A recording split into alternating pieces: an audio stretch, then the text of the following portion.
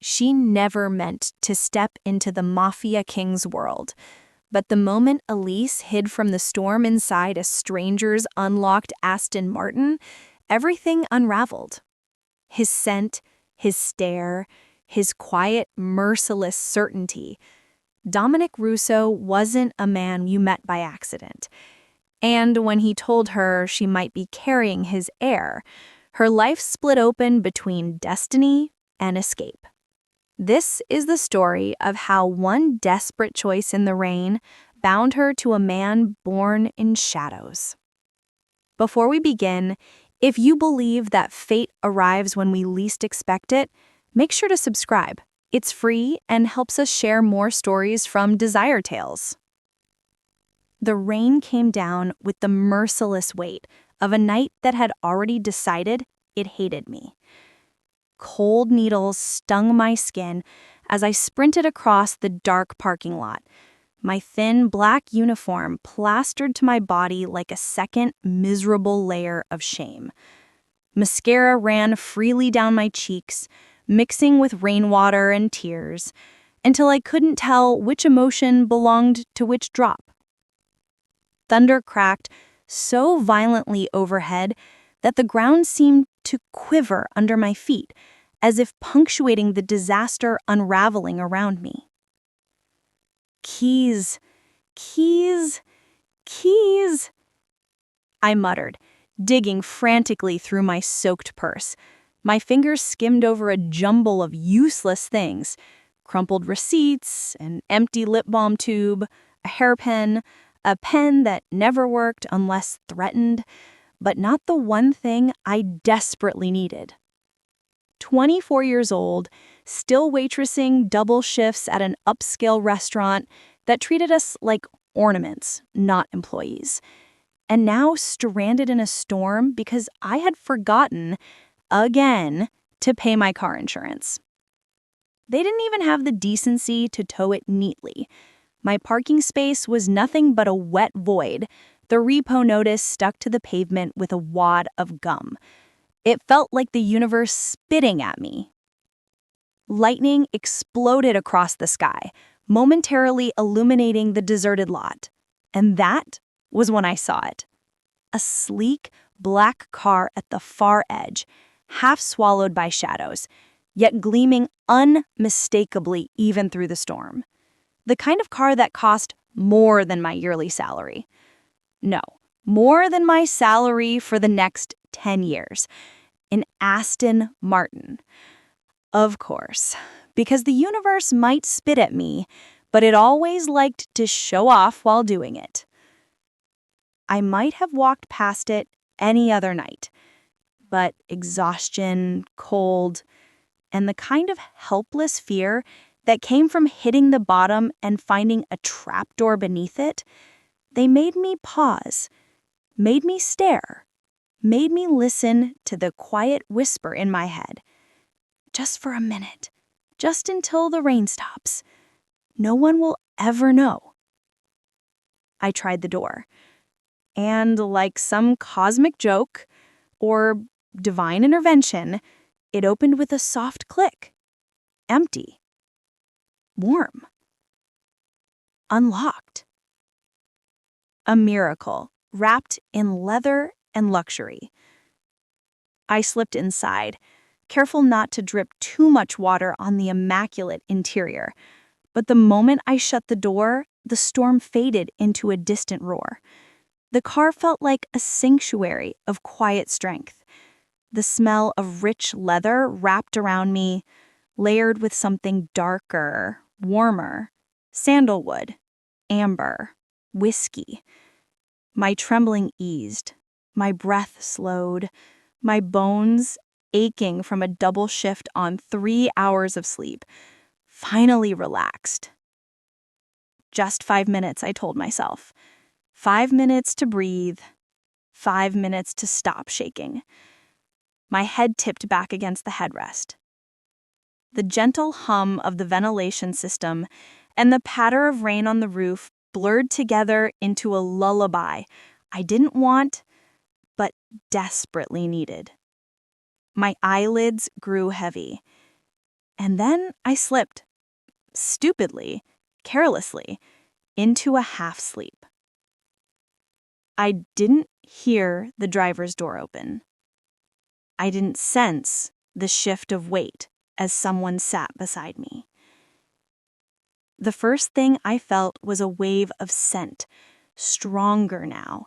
Sandalwood, amber, night rain, and danger. My eyes flew open. A man sat in the driver's seat, completely still, one hand on the wheel, the other holding a phone blowing blue in the darkness. He hadn't turned to face me, but even from the rigid line of his shoulders, I could feel his tension like a wire pulled tight. His suit was charcoal gray and tailored to a body built from equal parts discipline and something more violent. A gold watch wrapped his wrist, heavy and unmistakably expensive. Lightning flashed. His profile sharpened. High cheekbones, a straight, elegant nose, a jaw that could cut glass.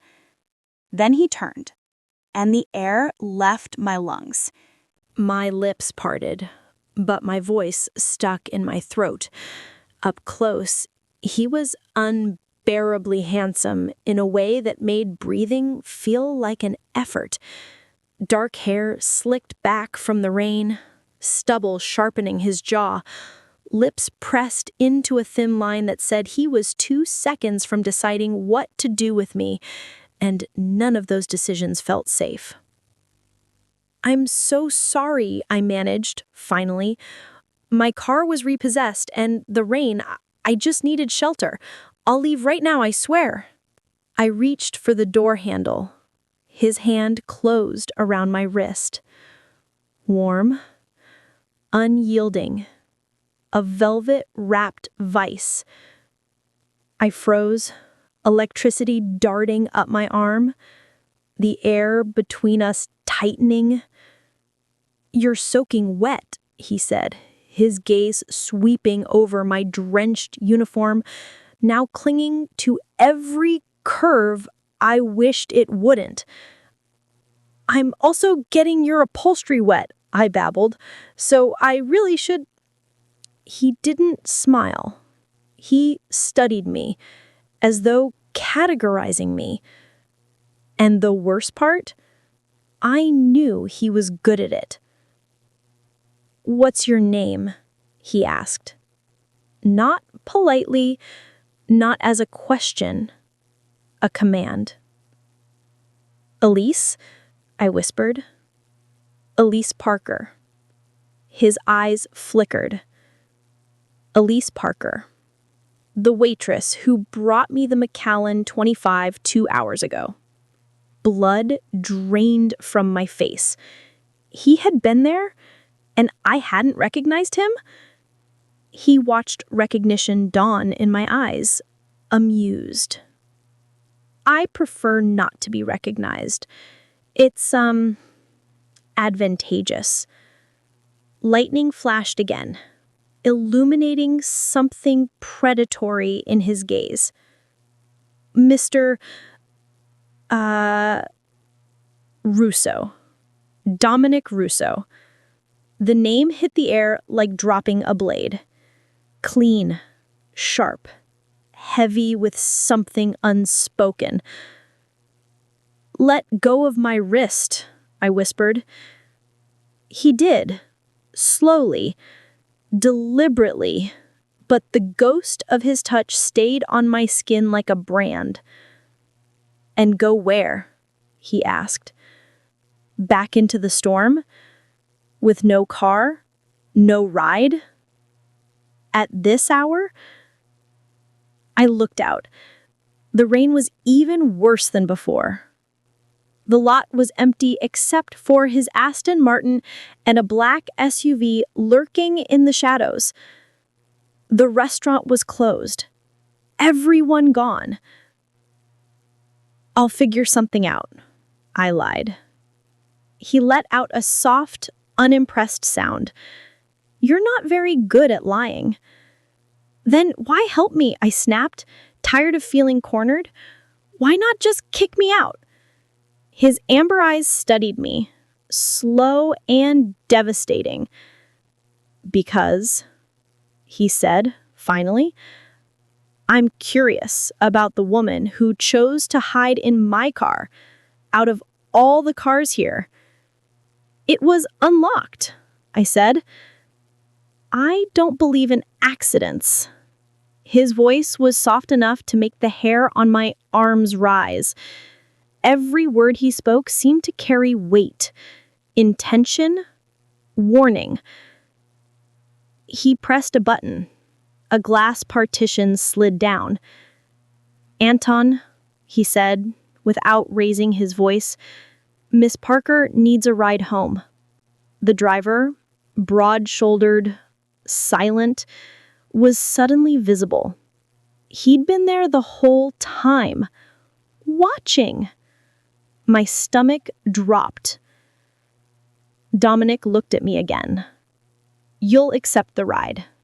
It wasn't a question, but it wasn't quite a threat. Okay, I whispered. Something flickered in his eyes. Satisfaction, maybe? He asked for my address. I hesitated. He noticed, but I told him. He told the driver, then turned to me. Now, he said, tell me about your car. And just like that, the glass wall between my life and his began to dissolve. One question, one look, one breath at a time. As the car pulled into the rain-slick streets, the night stretching ahead like the beginning of something I wasn't ready for, I felt the air shift around me. The storm outside was nothing compared to the one I just stepped into. And this was only the beginning. The rain softened as the car glided through the city, the world outside smeared into streaks of neon and shadow. Inside the Aston Martin, the air felt warmer, thicker, shaped by the presence of the man sitting inches away from me. Dominic leaned back, studying me with that intense, analytic gaze that made me feel as if he were peeling back layers I didn't even know I had. My clothes were still damp and clinging to my skin, but he seemed oblivious to the discomfort, watching me as though I were some unusual artifact he'd stumbled across by accident and was trying to evaluate its worth. "Why was your car repossessed?" he asked, without preamble. Not gentle, not apologetic. His tone was precise, aimed like a scalpel. I wanted to lie, to say something that would give me back a sliver of dignity. But the exhaustion from my double shift, the sting of the rain, the absurdity of the entire night stripped away my defenses. I missed 3 payments, I admitted quietly, heat rising to my cheeks. Insurance or rent? Rent won. I don't exactly have the luxury of failing at that. Dominic didn't respond immediately. He didn't offer sympathy or judgment. He simply absorbed the information, filing it somewhere behind those amber eyes that flickered like a candle flame in the dark. "Practical," he murmured eventually. "I respect that."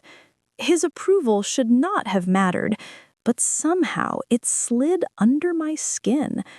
We drove in silence for a few moments before the city shifted into quieter streets, the lights dimming, the hum of the engine, the whisper of rain, the faint sound of the driver breathing. Every detail felt amplified in the small confines of the car. "Do you always interrogate women you find in your car?" I asked, forcing lightness into my voice. "You're the first uninvited guest I've had in mine," he replied, "so I'm improvising." There was a hint of amusement there, buried beneath all that controlled intensity. He reached across the space between us, shrugged off his suit jacket with a smooth, fluid motion, and held it out to me. "Here," he said simply, "you're cold." The warmth of the jacket enveloped me instantly, his scent settling around me with unnerving intimacy. "How did you end up working at Basimo?" he asked, leaning slightly toward me. I told him about growing up in a small town 2 states away, taking night classes while working full-time, about dreams that kept slipping through my fingers no matter how tightly I tried to hold on to. He listened, really listened. His attention was unnervingly sharp, like each detail was another piece of the puzzle he was assembling. When I asked him about his own life, he only offered fragments, vague shadows of answers. "Complicated," he said. That was it, a locked door disguised as a single word. The car slowed in front of my building, old brick stained with years of rain and disregard. The steps were cracked, the entryway light flickering like it couldn't decide whether to live or die. "This is where you live?" Dominic asked, not with disgust, but with a quiet calculation. I swallowed. "Yes, for now." He nodded once, as if committing the information to memory. When I moved to hand him back his jacket, his hand wrapped around my arm again, firm but warm. "Keep it," he said. "You can return it another time." Another time. The words sank into me like an anchor, heavy and impossible to ignore. The door opened before I touched it. The driver was suddenly beside me with an umbrella, holding it in a perfect angle as if even the rain knew not to dare land on Dominic's possessions. "Good night, Elise," Dominic said, his voice low enough that it curled through the cold air like smoke. "Good night, Dominic," I whispered, knowing the moment felt heavier than it should. The rain hadn't stopped, but it felt quieter somehow, more bearable as I walked inside with his jacket wrapped around me. The fabric was still warm, still carrying that intoxicating scent that didn't belong in my shabby apartment. I hung it on the back of my door, telling myself I'd return it tomorrow, knowing I wouldn't. Not yet. Not until I saw him again. And I would, because something about the night had shifted the ground beneath me. The storm outside had ended, but the one inside was just beginning. The week passed slowly. Each day stretched thin with anticipation. I told myself I wasn't waiting for Friday. I told myself I wasn't watching the door every time it opened. But when 8 o'clock arrived and he worked into Basimo with 2 silent shadows trailing behind him, something inside my chest tightened so sharply it was almost painful. That was the moment I understood I hadn't stepped out of a stranger's car that night. I had stepped into his world, and I sensed, even then, that there was no easy way back out. The air shifted, the night deepened, and what waited in part 3 was already moving toward me long before I realized it. "Elise," he said, as if the name tasted familiar in his mouth, as if he'd been rehearsing it all week. I swallowed the rush of adrenaline and tried to sound calm. "I work here, remember?" A hint of a smile tugged at his lips, the kind that felt like it carried secrets. "Indeed. And my jacket?" His tone wasn't accusatory, more like a private joke meant only for us. I bent to retrieve the small bag I'd prepared, his jacket perfectly folded inside. When our fingers brushed, that electric shock from the car returned, sharper this time, almost deliberate. He felt it too. I knew he did from the fraction of a second his breath caught. "Thank you," I said, but the words felt small, fragile, compared to the tension pulling between us. "My pleasure," he replied. He stepped aside, waiting, expecting. "Will you be serving my table tonight?" My shift had technically ended 20 minutes earlier, but I didn't even glance at the time clock. "If you'd like." His answer came without hesitation. "I would." Table 15 sat tucked in the far corner, shielded by an architectural column that offered just enough privacy without seeming intentional. But intentional it was. Everything about this man's presence whispered intention. As the night unfolded, I found myself drifting toward his table more often than I should. I told myself it was part of the job, part of good service, part of maintaining professionalism. But professionalism didn't explain the way my pulse jumped each time he looked up at me. Professionalism didn't explain why I knew he was watching me even when my back was turned. He ate alone, though his phone vibrated occasionally with calls he answered in low tones that I couldn't make out.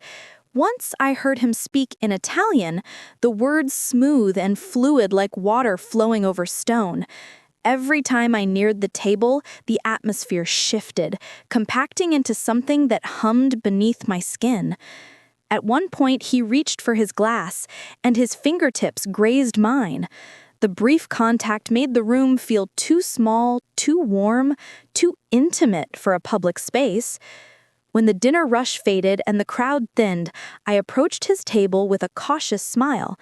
"Anything else I can get you?" Instead of answering, he asked, "Are you finished for the night?" "Yes," I lied softly. "Good," he said. "Sit with me." I hesitated long enough to feel the weight of the moment. Then I unfastened my apron, hung it by the kitchen door, and returned. The dining room was nearly empty as I slid into the seat beside him.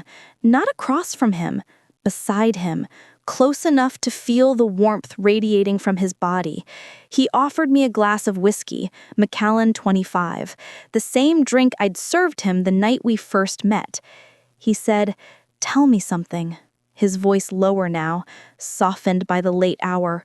"Why did you come tonight?" I could have lied. I should have. But something about Dominic made lies feel useless. "I wanted to see you again, even though I know I shouldn't." His eyes flickered with something dark and satisfied. "And yet you're here," he murmured. "Elise, people spend their lives ignoring the moments that could change everything, but you didn't." He reached across the table, his fingers brushing the back of my hand in a slow, deliberate motion that felt like a promise wrapped in a warning. And then, as if he'd been waiting for the air to grow thick enough to breathe differently, he said, "Dance with me." My breath caught. "There's no music," I whispered. Dominic pulled out his phone and tapped a command. Moments later, soft, haunting notes unfurled through the empty restaurant, filling the space with a slow melody that felt like it had been waiting for us. He stood, extending his hand. I took it, not because it was wise, because it was inevitable. His hand settled at the small of my back, guiding me with surprising gentleness. He moved with a grace that felt unfair for a man built the way he was. Precision, power, control. My fingers curled lightly at his shoulder. His breath brushed my cheek. The world outside the restaurant faded until it didn't exist at all. "What are we doing, Dominic?" I whispered. Even though I already knew, he didn't flinch. He said, "We're dancing," but his eyes told the truth. We were beginning something neither of us could walk away from. The music slowed. His hand tightened on my waist. My heartbeat stuttered in my chest, and I felt his answer in the way he looked at me, unspoken, undeniable. When the song ended, he didn't let go. The silence between us felt like a held breath waiting to break. In the dim light of the empty restaurant, with the scent of whiskey and warm linen surrounding us, Dominic Rousseau leaned in, his voice barely a whisper against my skin. "You should come with me." It wasn't a question. It was the doorway into the next part of a story I should never have entered, yet somehow couldn't resist. The restaurant lights glowed dimly around us, casting long shadows across linen and glass. Dominic still held my hand from the dance, not tightly, but with a certainty that made it clear he had no intention of letting me escape. Outside the windows, the city lights shimmered like distant stars, slicing through our reflections. For a moment, neither of us spoke. The silence felt like its own language. Then he stepped closer. His gaze traced my face with a quiet intensity that made the air shift. He said, "Come with me." Again, the words soft but weighted. I should have said no.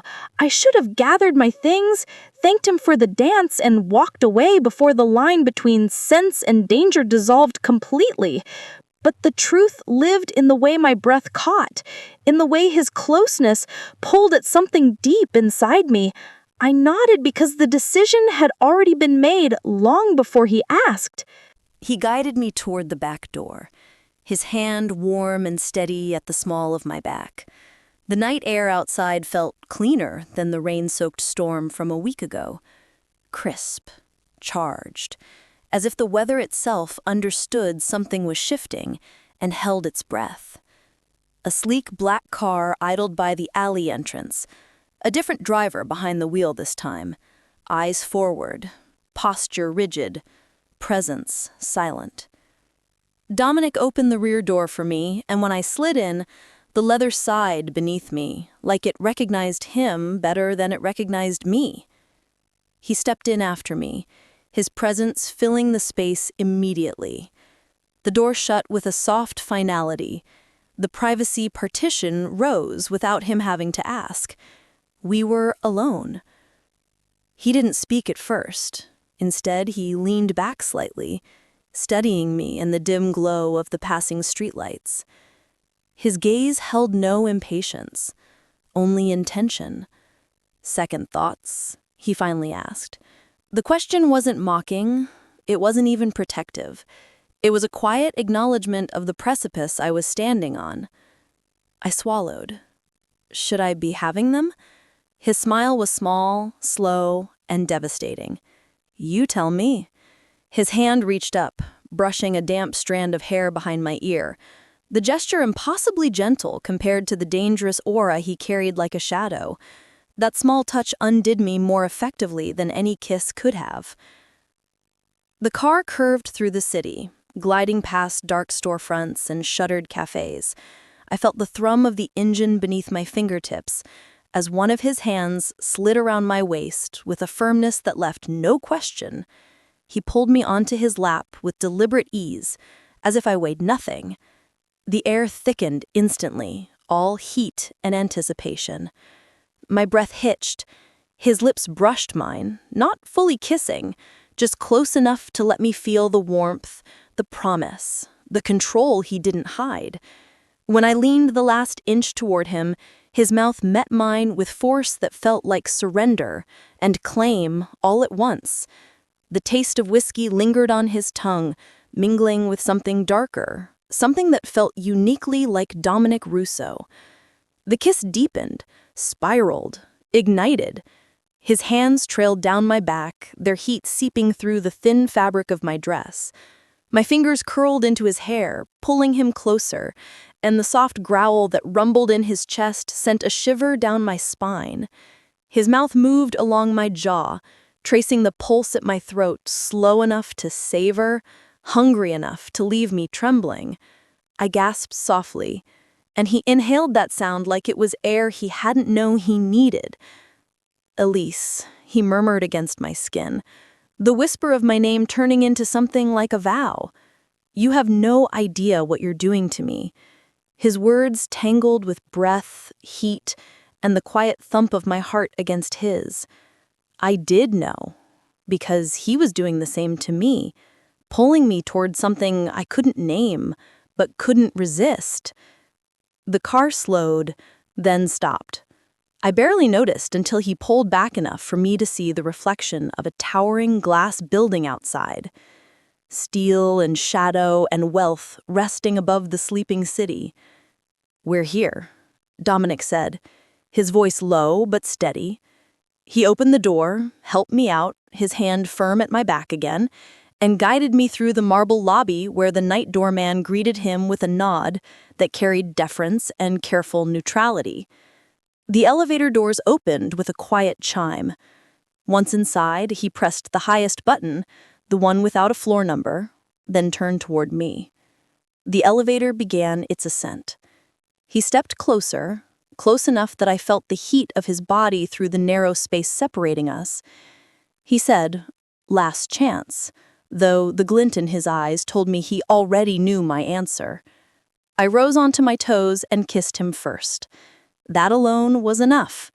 He lifted me, my legs instinctively wrapping around him, my back meeting the mirrored wall as his lips found mine again in a kiss that stole what was left of my hesitation. The elevator chimed just as he broke the kiss long enough to carry me into his penthouse. The space was sleek and deliberate, every line and surface clean, elegant, masculine.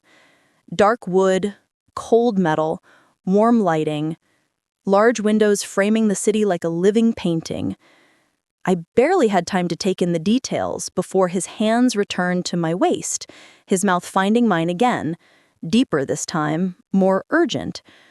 The rest unraveled with a quiet intensity, clothes slipping away, breaths mixing, skin warming beneath touch and heat. It didn't matter that we moved too fast or that we barely knew each other. Nothing mattered except the way he held me, the way he kissed me, the way I felt my whole world tilting toward him. Hours passed like stolen minutes. When dawn broke through the floor-to-ceiling windows, I lay against him, listening to the steady rhythm of his breathing. His arm wrapped around my waist as if he'd always held me that way, as if letting go wasn't an option he ever entertained. Something had changed between us. A line had been crossed quietly, undeniably, and neither of us had attempted to step back. The night hadn't just blurred the boundaries, it had erased them. Sunlight seeped slowly into the room, brushing across the sheets like warm fingertips. For a long moment, I didn't remember where I was. The bed was too soft, the air too still, the silence too heavy. Then I felt the weight of an arm across my waist, solid, protective, unmistakably his. Dominic pulled me closer in his sleep, the motion instinctive, like his body had already memorized mine. His breath warmed the side of my neck. His chest moved in slow, steady rhythms against my back. In sleep, the harsh lines of control softened, revealing something younger, almost vulnerable, as if the armor he wore while awake had quietly slipped to the floor beside our clothes. I turned carefully in his hold and studied him in the morning light. The scars along his torso were sharper now, pale lines cutting across muscle, a knife wound by the collarbone, a bullet scar near his shoulder, another jagged seam along his ribs. These weren't accidents or unlucky moments. They were stories, warnings, proof. No ordinary businessman lived with marks like these. Before I could take another breath, his eyes opened, sharp, alert, instantly assessing.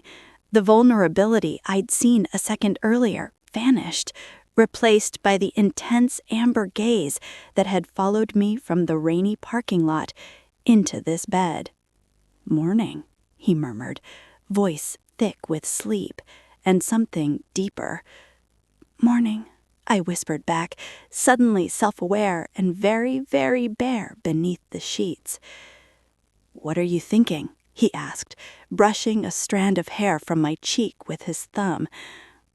"That I don't really know who you are," I admitted.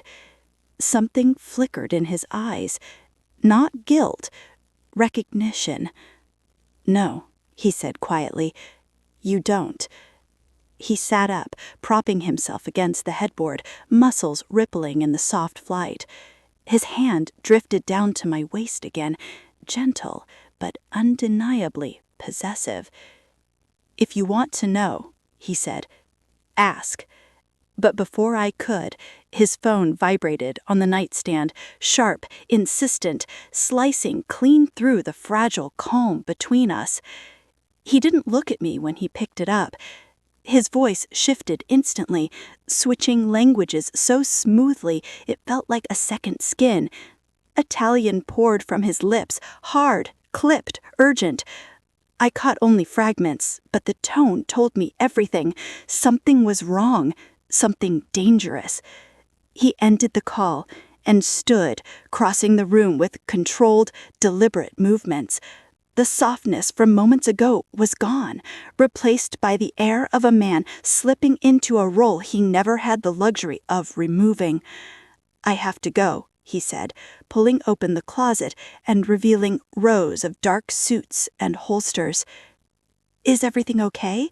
I asked, though the answer pulsed in the tight set of his jaw. "It will be." The way he said it made my stomach twist. He dressed quickly, buttoned shirt, tailored suit, polished shoes, and then, with practiced precision, strapped a shoulder holster around his torso. The gun nestled against him like it belonged there. And maybe it did. "Domingo," I breathed. "Who are you?" He paused, then sat beside me on the bed. His hand cupped my cheek, thumb brushing lightly across my lower lip. "I told you last night," he said softly. "I'm not a good man." "Then what am I doing here?" I whispered. His eyes held mine without wavering. "What we started last night isn't something I intend to let go of. Not now. Not ever."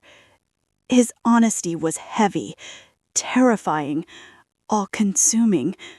Before he left, he kissed me, slow, lingering, as if marking the moment. "Stay," he whispered against my skin. "I want you here when I get back." Then he stood, adjusted his jacket, and walked out the door with the certainty of a man who expected the world to yield to him.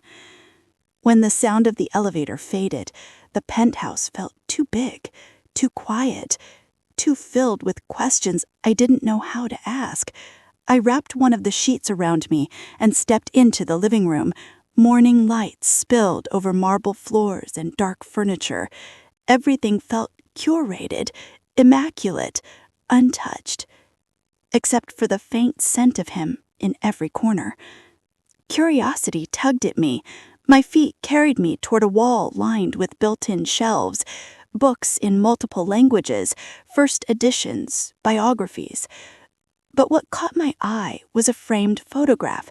Domingo, a decade younger, standing beside an older man who shared his eyes, his sharp jaw, his commanding presence. A father, a legacy, a warning. The soft chime of the private elevator made my heart jolt. I turned, clutching the sheet tighter around me, expecting Domingo, but it wasn't him. A woman stepped out, beautiful, dark hair cascading over her shoulders, eyes the same amber as his. She wore a sleek designer dress and carried a bag I didn't recognize. She stopped when she saw me, barefoot, wrapped in a bedsheet, standing in her brother's penthouse. "Well," she said with a slight smile, "this is interesting." I swallowed hard. "I'm Elise." Her gaze swept over me like an X-ray, measuring, evaluating. Then she nodded once. "I'm Sophia, Domingo's sister." Relief washed over me, followed immediately by a new wave of panic. Sophia stepped closer. "My brother doesn't bring women here. Ever." I didn't know what to say to that. She glanced at the sheet wrapped around me and raised an eyebrow. The amusement in her expression felt too knowing, too intimate. "I see he's finally broken one of his own rules." The elevator chimed again in my chest, silent, invisible, but just as real. A warning, a shift, a first crack in the facade he'd kept between his world and mine. Whatever I thought I understood about Dominic Russo, I was about to learn how little I truly knew. Sophia's presence filled the room with a quiet elegance, but her eyes, sharp, Amber, observant, held the same piercing weight as her brother's. She set a small gift bag on the sleek coffee table, then turned her full attention back to me. Wrapped in one of Dominic's sheets, standing barefoot in his immaculate penthouse, I felt exposed in a way that had nothing to do with skin. "So," she said, crossing her arms lightly, "tell me, Elise, did he ask you to stay, or did you stay on your own?" I hesitated, unsure if there was a right answer. "He asked." Sophia's smile deepened, amused and knowing. "Then it means something. Dominic only asks when he's already decided." She walked past me, trailing her fingertips along the back of the couch, then turned her full attention back to me. "My brother doesn't let people in. Not here. Not into his life. And certainly not into this place." Her words hung like smoke in the air. I swallowed, tightening the sheet around me. "He didn't tell me much about him." "Of course he didn't," she said softly. "Dominic shares what he chooses, and he doesn't choose often."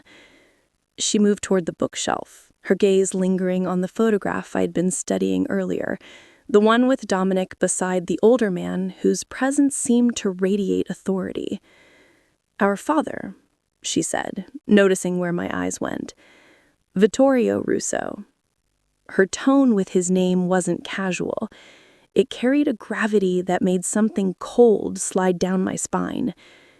"He built everything," she continued, still looking at the photograph. "Power, fear, influence. And Dominic was born to inherit all of it." I felt my breath catch. "Born to inherit what, exactly?" Sophia turned toward me. "The family business." Something in her voice told me she wasn't talking about real estate or finance. Before I could ask anything else, the elevator chimed. Sophia checked her watch. "I should go. I'm dropping Father's gift off before tonight's celebration." "Celebration?" I asked. She smiled. "His birthday. A very important one." Then she gave me a long, assessing look. "I wonder if Dominic plans to bring you." My heart thudded. "I doubt it." She said, tilting her head. "I wouldn't be so sure." She walked back to the elevator, then paused with one hand on the door. "A word of advice, Elise. Be careful. Our world is complicated, and my brother, even more so." The doors slid shut, leaving me alone in the quiet. I exhaled slowly and wandered deeper into the penthouse. Everything felt too polished, too precise, too intentional. I opened the fridge to distract myself. Rows of imported food, perfectly organized, untouched. The kitchen looked like a display set, not a single pan out of place, as though Dominic lived here, but didn't truly live here. My gaze drifted toward a slightly ajar door down the hallway. Something about it felt different. I pushed it open. Inside was a smaller, dimly lit study that looked nothing like the rest of the penthouse. This room breathed. A worn leather chair, stacks of opened books, shelves filled with soft edges, cracked spines, photographs tucked between pages, a record player in the corner with a half-played vinyl still resting on the turntable. This was him, not the polished exterior, not the untouchable figure the world saw, but the man beneath. I traced a finger idly along a shelf until a particular photograph caught my eye. Dominic, in a dark suit surrounded by several men, all standing around his father like a semicircle of shadows. The setting looked old-world European, opulent and heavy. The men beside him weren't smiling. They weren't posing casually. They were arranged, like a hierarchy. A chill slid through me. Before the thought could fully form, a voice spoke behind me. "Miss Parker." I spun, heart slamming into my ribs. Anton. The driver who had escorted me from the car that first night stood in the doorway. His expression was unreadable, hands clasped behind his back with soldier-like discipline. "You startled me," I breathed. "My apologies," though his voice didn't soften. "I did not mention you would be exploring his private study." Heat rushed to my cheeks. The door was open, so I understand. But the rigid calm in his tone suggested he understood everything and forgave nothing. He gestured to the hallway. "Perhaps you would be more comfortable in the main living area? May I bring you something? Coffee? Tea?" I nodded quickly. "Coffee would be great." Anton led me to the kitchen, moving with quiet efficiency. He prepared the espresso with a precision that mirrored Dominic's own demeanor. I sat on one of the stools, feeling like a child caught somewhere she shouldn't be. "Did you sleep well?" Anton asked. "Yes," I said, trying to sound composed. "Thank you." He nodded. "Mr. Russo rarely allows guests to stay the night." I didn't know how to respond to that, so I didn't. My phone suddenly buzzed, a sharp reminder of the world outside this marble enclosure. I glanced at the screen. My manager. "Elise, where are you? Shift started 30 minutes ago." Guilt punched me in the chest. I'm sick," I lied quickly. She didn't believe me. I could hear it in her voice. "This is unlike you, Elise, if this happens again." I know," I whispered. "It won't."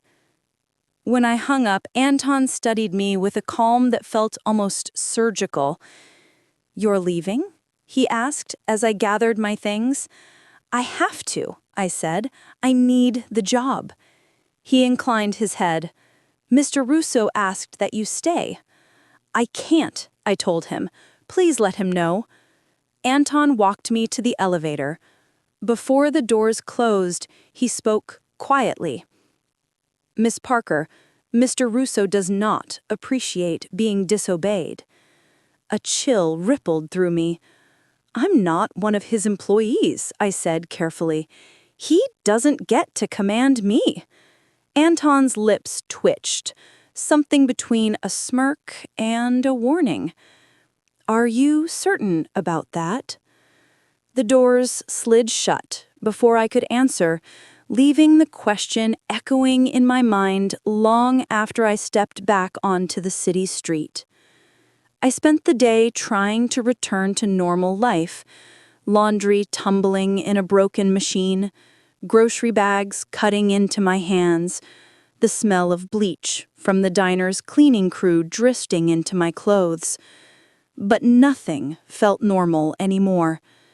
Every time my phone vibrated, I checked the screen. Nothing. By late afternoon, my nerves were so frayed, it felt like I'd swallowed wire. I was soaking in my small bathtub trying to uncoil from the tension when the doorbell rang. Once, then again, then a third time, insistent, commanding. Wrapped in a towel, I padded to the door, heart thundering. I peeked through the peephole and froze. Dominic stood there. His expression was not soft, not tender, not amused. He was furious. Two men, Anton and someone I didn't recognize, stood behind him. Dominic lifted a garment bag over one arm. "Elise," he said through the door, "open it." My pulse kicked into a sprint. He had come to collect me, and what he planned to say next would take everything I thought I knew about him and about myself and set it ablaze. The moment I opened the door, the hallway seemed to shrink around him.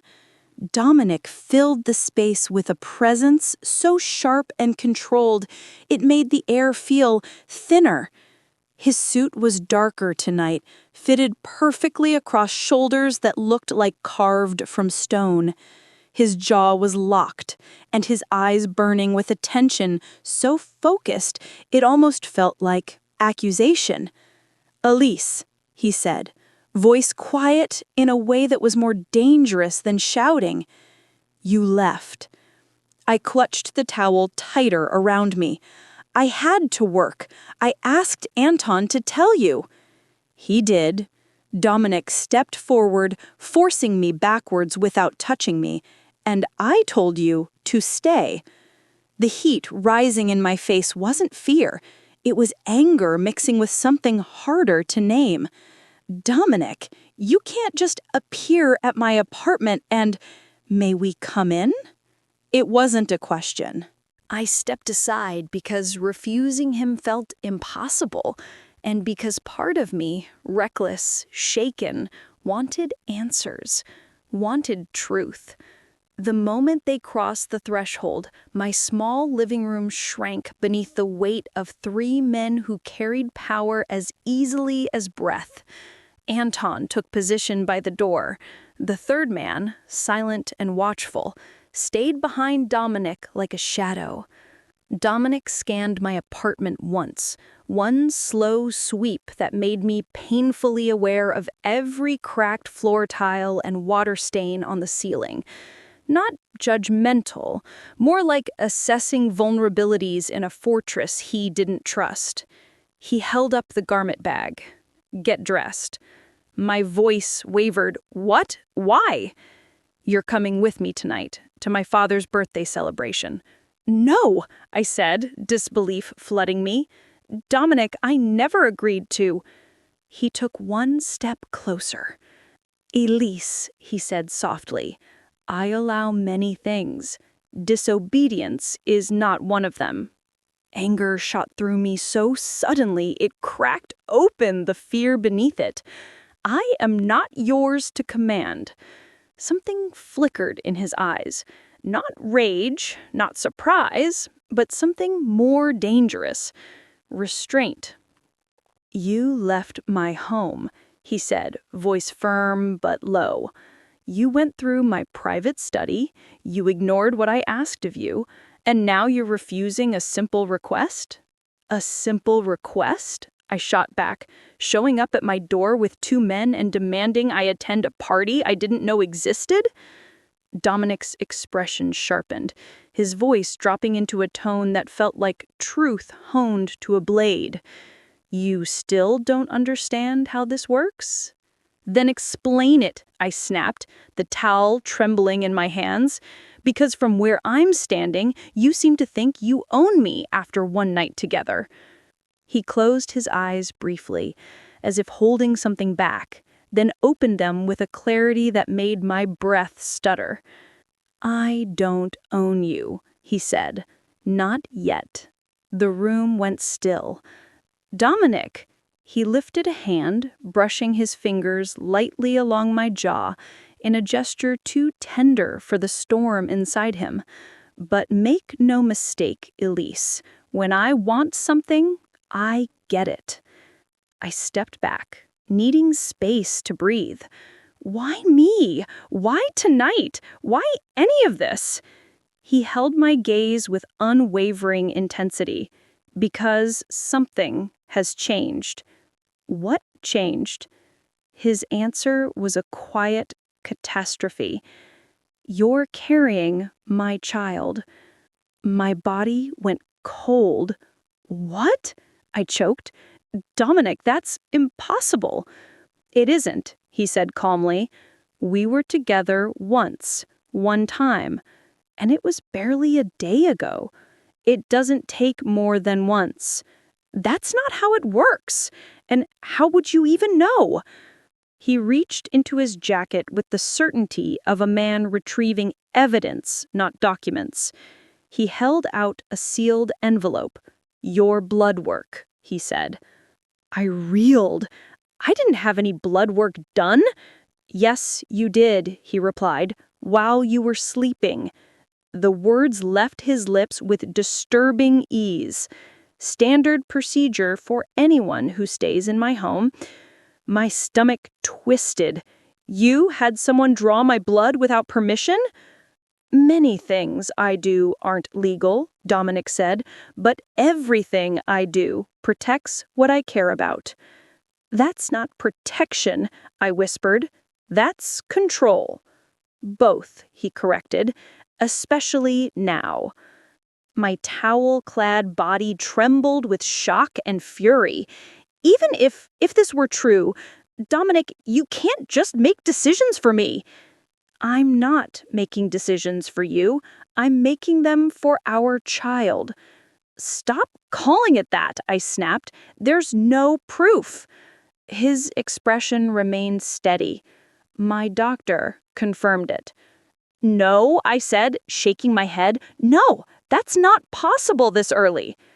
His voice dropped into a tone I had never heard from him, dark, unwavering, and terrifyingly certain. Elise, you are pregnant. My knees weakened, and I braced myself against the back of the couch. Dominic, even if, hypothetically, this were true, what does that mean to you? He moved toward me slowly, as if approaching something fragile and volatile at the same time. His hand cupped my cheek, warm but unyielding. It means, he said quietly, you will not walk alone again. It means you will be protected. It means you will come with me tonight, and you will stand beside me as I take my place in my father's family. His thumb traced my lower lip, sending a shiver through the whirlwind inside me.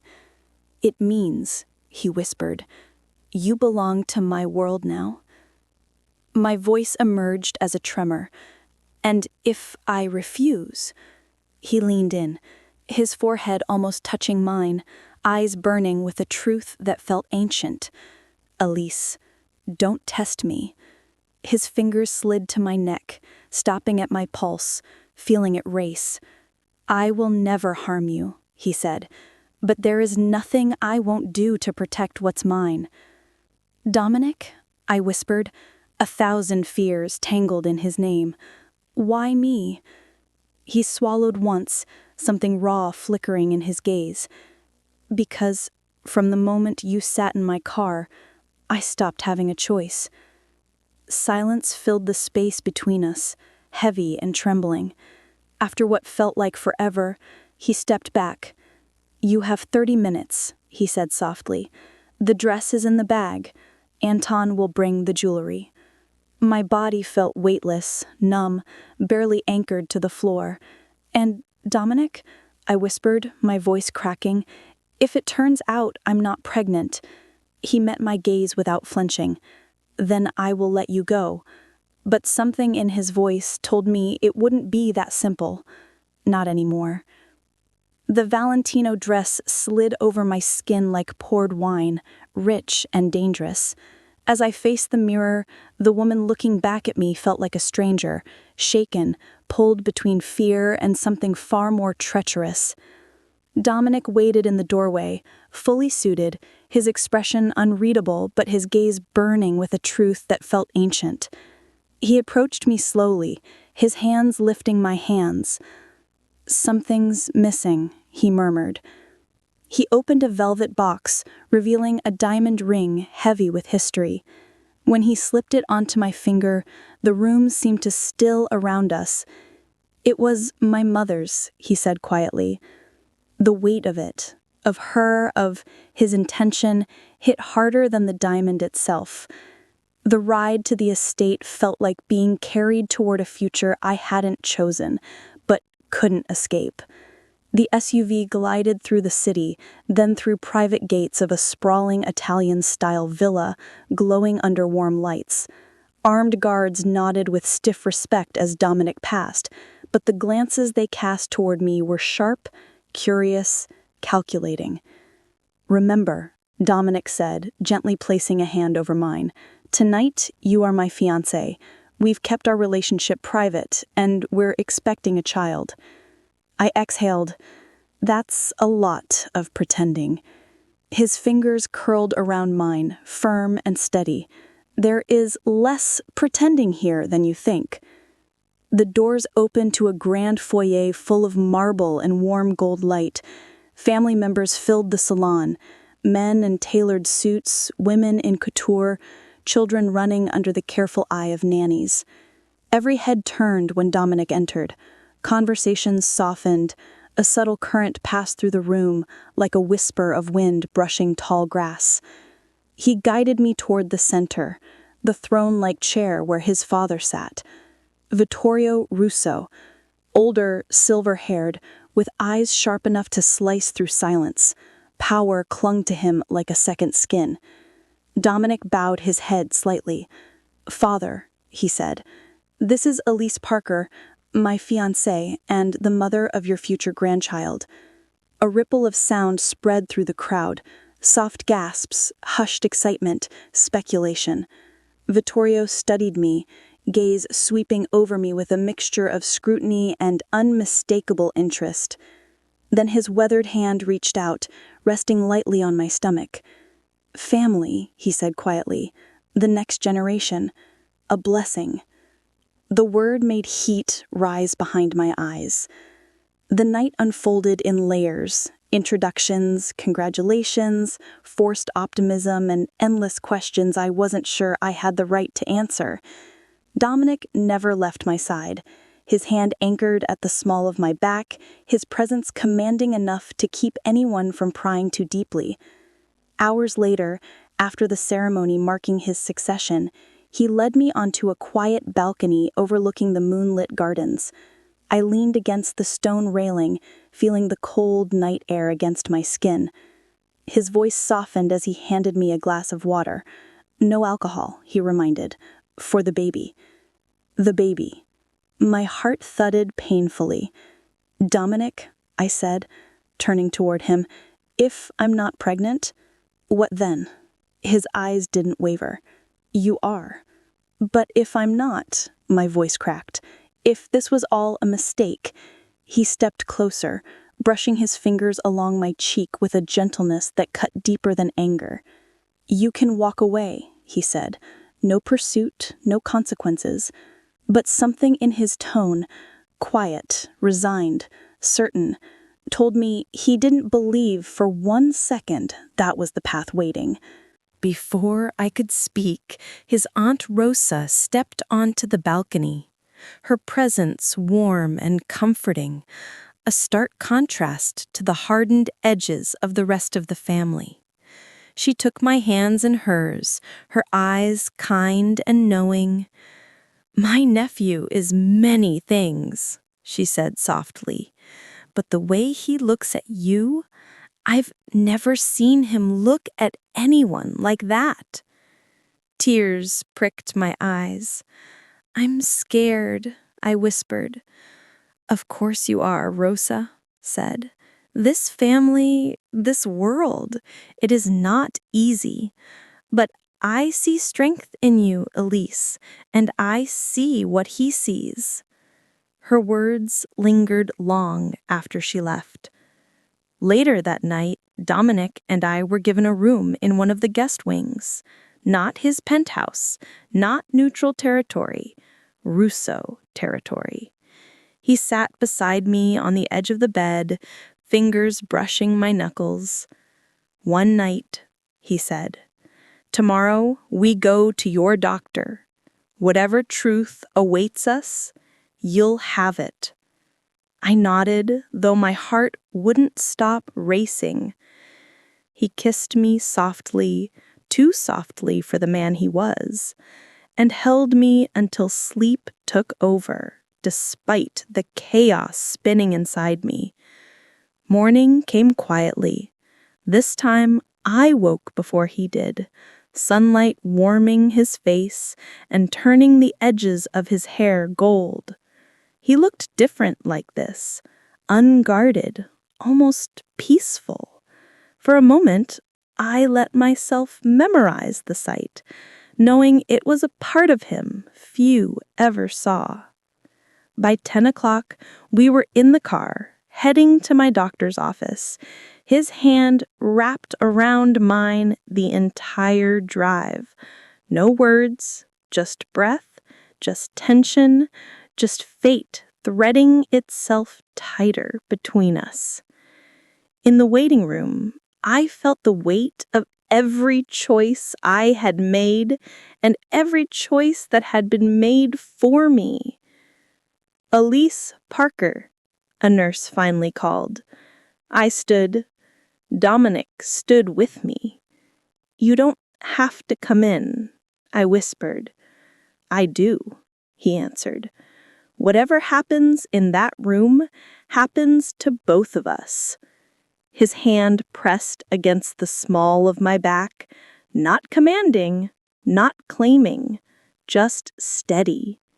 We stepped toward the doorway together.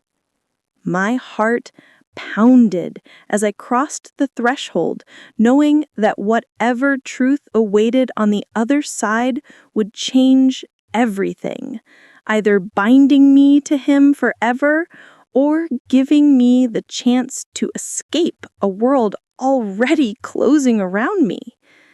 But deep down, beneath the fear, beneath the uncertainty, a quieter truth pulsed. I wasn't sure which outcome I feared more. And that was the moment I realized, no matter what the doctor said, there was no going back. This was the beginning of something irreversible. And whether I walked out of that office as the mother of the heir or a woman freed from a destiny she never asked for, Dominic Russo had already changed the course of my life forever. My favorite part was when she walked into that doctor's office with her head held high, proving she wasn't just caught in Dominic's world. She was claiming her own strength inside it. What was your favorite moment of justice in her story? Drop it in the comments below. Don't miss more powerful stories of fate, fire, and fearless love. Subscribe and hit that notification bell so you never miss an upload.